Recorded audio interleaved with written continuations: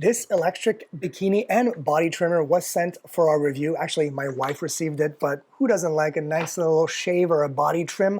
I'll show you exactly how it works. It's really, really cool. This is made by Happy Curves. I think they call it the smoothie.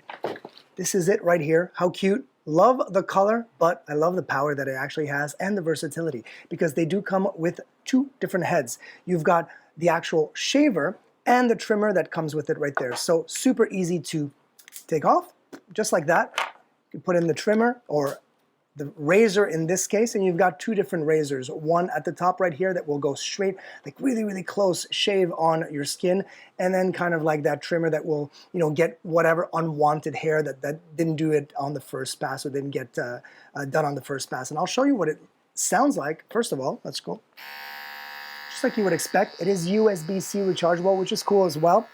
And they do provide you with the USB-C cable. And look at this. I'll just show you right here.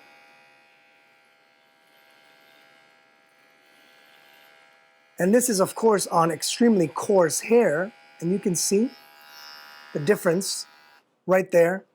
It's really, really smooth. It goes, like, seriously, right there on my skin. I can do the same thing with the other head. And what's really brilliant with these things is, look at that.